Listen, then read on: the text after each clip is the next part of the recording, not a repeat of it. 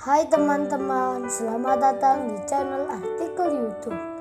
Channel pertama cerita Kenshin. Kali ini admin upload lagi ya. Terima kasih. Kisah pemuda kaya, anak bos besar, pemilik 73 perusahaan yang menjadi cleaning service. Episode 779. Kemudian Tasya berkata, "Kamu kenapa tersenyum-senyum begitu? Apa mau kerja di sini tak dibayar 10 tahun lamanya untuk menebus ijazah adikmu itu? Kalau mau ya aku bilangkan pada bosku. Kenshin kan namamu, kata adikmu kamu kerja cleaning service. Apa benar begitu? Kalau benar kerja di sini saja, setelah 10 tahun tak dibayar, kamu akan mendapat gaji 2 juta sebulan. Mendapat uang makan 100.000 per tahun. Gimana menurutmu? Apa kamu bersedia dengan tawaranku ini?" Kenshin belum menjawab, malah dijawab-jawab sendiri oleh Tasya itu. Pegawai HRD nomor 2 di situ. Semua temannya pun menyahutnya. "Wah, kejam sekali lu Tasya. 10 tahun gak digaji. Entar mas ini makan apa memangnya? Kalau tak dapat gaji bulanan?" Tasya itu menjawabnya, "Ya itu sih nggak usah dipikirkan. Kalau kalian makan siang ada sisanya, kumpulin entar berikan ke mas ini. Kan banyak kalau dikumpulin dari kita semua. Entar mas ini akan membawanya pulang. Lumayan kan bisa untuk makan siang dan malam." Hahaha, Tasya tertawa. Teman-temannya pun sama. Kenshin dihina dan direndahkan. Padahal Kenshin baru datang ke sini. Kemudian 2-3 orang masuk di situ.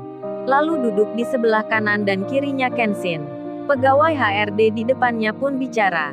"Oh ya kamu Yanti, apa hari ini mau mengansur uang denda ijazahmu?"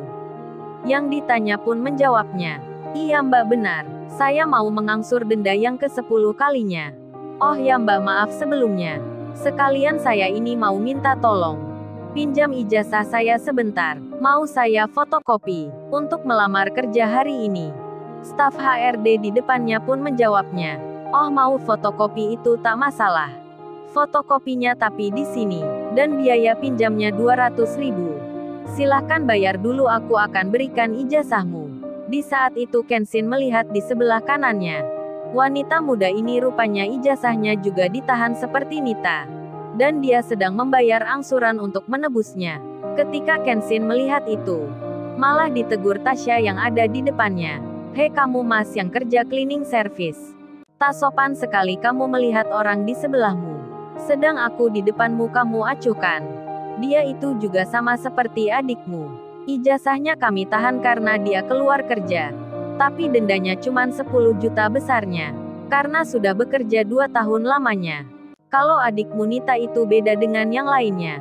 Sebab belum setengah hari kerja, dia langsung keluar. Nita itu pakai melawan kita pula. Tak mau dimarahi dan berani membantah. Makanya kita denda 50 juta. Kalau nggak dibayar jangan harap ijazahnya aku kembalikan." Kenshin belum bicara, tapi para staf HRD di situ sudah mengomel semua. Bersikap tak baik pada Kenshin. Kenshin lalu berkata pada pegawai HRD yang bernama Tasya itu, "Oh ya mbak, apa semua karyawan baru di sini harus menyerahkan ijazahnya sebagai jaminan?" Tasya pun menjawabnya, "Iya itu benar. Semua karyawan yang ingin kerja di sini harus mau ijazahnya dijadikan jaminan. Ini kan perusahaan yang besar. Masa kita membiarkan orang bisa masuk dan keluar kerja dengan seenaknya? Seperti adikmu Nita itu. Baru kali ini ada seseorang yang berani pada kita semua. Pakai bilang mau memberi pelajaran. Dengan membanggakan kakaknya. Padahal kamu kan orang yang tak punya. Gimana caranya memberi pelajaran pada kita? Nita adikmu itu di mana pikirannya? Ditaruh di mana otaknya? Didengkul kali. Masa bilang kamu yang kerja cleaning service ini bisa membuat kita semua takut denganmu? Iya kalau lu orang yang penting. Pejabat tinggi atau bos yang punya banyak uang.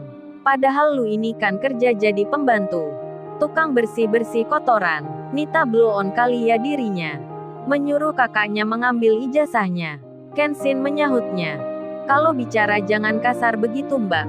Nita itu adikku. Dia sekolah untuk jadi pintar. Jangan bilang otaknya didengkul. Itu tak sopan namanya. Jangan suka menghina orang kalau tak ingin direndahkan. Ini perusahaan siapa memangnya? Pemiliknya bernama siapa? Saya mau bicara dengan bos Anda semua. Agar jangan menahan ijazah para karyawan. Jangan menjadikan mereka tertekan. Itu namanya pelanggaran dalam perusahaan. Kalau Nita adikku sih tak mengapa. Mudah bagiku mengambilnya. Tapi untuk orang lain seperti Mbak Yanti ini, yang harus mengangsur cicilan segala. Sejak kapan perusahaan mencari uang dengan menahan ijazah orang? Kayak tempat ini pegadaian saja. Cari uang dari hasil keringat karyawan. Mending digadai aja perusahaannya. Daripada semakin tercemar namanya. Tolong panggilkan bos Anda ke sini. Katakan saya Kenshin ingin bertemu. Waduh, Kenshin to the point sekali. Kenshin marah karena Nita dikata tak baik oleh Tasya. Tasya dan semua staf HRD di situ pun murka. Tasya pun bicara. Memangnya lu ini siapa ya? Lu kok lancang sekali pada gua? Pakai mengatai menasehati gue. Aku ini pegawai terhormat di sini. Kok berani-beraninya lu ini menjawab membantah ucapanku yang tadi? Lu berani pula mengatakan tak baik tentang perusahaan ini. Ini perusahaan besar bukan warung pinggir jalan. Kalau ngomong dipikir pakai otakmu. Memangnya dirimu itu siapa? Ingin bertemu bos perusahaan ini? Lu tak pantas ya bicara dengan bosku. Pekerja rendahan kayak lu. Pantasnya bicara sesama cleaning service. Nggak adiknya nggak kakaknya belagu semua. Gua gampar mukamu tahu rasa lu. Jangan bilang gua cewek nggak berani menampar mukamu. Kemudian seorang wanita tiba di situ. Tasya pun berdiri menghormati. Begitu pula para pegawai lainnya. Mereka langsung menyapa. Nona Meli, selamat datang, kami senang melihat Anda. Rupanya yang datang ini anaknya pemilik perusahaan. Dia bernama Meli. Kemudian Meli itu bertanya, ada apa ini barusan aku dengar ramai-ramai di sini. Tasya pun menjawabnya, oh ini Nona Meli. Laki-laki belagu ini ingin bertemu dengan Pak Ricardo, papi Anda. Dia ingin bicara dengan bos perusahaan di sini. Katanya tak boleh menahan ijazah karyawan. Itu sama saja melanggar aturan. Dia ke sini untuk mengambil ijazah adiknya yang kita tahan. Adiknya bernama Nita. Baru setengah hari langsung berhenti kerja. Meli pun melihat Kenshin. Kemudian Meli bicara, hei kamu orang culun tak tahu sopan santun. Ngaca dirimu di cermin sebelum bertemu papiku.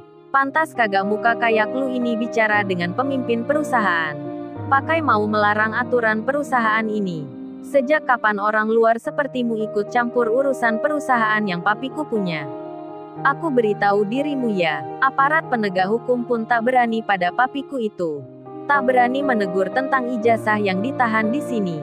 Apalagi lu orang tak punya. Laki-laki miskin ingin bicara dengan orang yang paling tinggi statusnya di sini. Meli pun berkata, Tasya bakar saja ijazah adiknya ini. Bakar, jangan dikembalikan. Gua muak melihat orang miskin tak tahu diri kayak cowok ini. Lu laporin aja ke polisi. Laporin kemanapun yang kamu bisa. Kalau tak ingin sia-sia usahamu, jangan melawan gua dan papiku. Bisa-bisa lu gua gulung. Waduh, Kenshin ditakut-takuti begitu. Kenshin pun menjawabnya, kalau Anda bakar ijazah adikku itu, dalam sekejap perusahaan ini akan aku hentikan kinerjanya. Kalian aku pastikan masuk penjara semua. Meli pun menyahutnya. Wats, Lulu ini kok berani berkata begitu? Memangnya lu ini Batman ya? Bisa menghentikan perusahaan ini? Dengan cara apa lu melakukan? Kalau ngomong jangan ketinggian. Kalau bicara yang masuk akal. Dasar lu orang gila. Pantas masuk rumah sakit jiwa. Di saat itu Pak Ricardo, papinya Meli, bos perusahaan ini, sedang berjalan bersama para mitra kerjanya. Baru mengadakan rapat di ruang utama. Sekarang akan menunjukkan pada tamu-tamunya kantor-kantor penting perusahaan miliknya. Dan yang dituju saat itu adalah kantor HRD, tempat di mana Kenshin berada. Tamu-tamunya Pak Ricardo itu, mereka adalah para pemimpin perusahaan ternama, yang sangat dihormati, sangat disegani. Hal tak terduga pun akan terjadi. Lalu, bagaimana kisah selanjutnya? Subscribe channel ini untuk episode berikutnya. Terima kasih.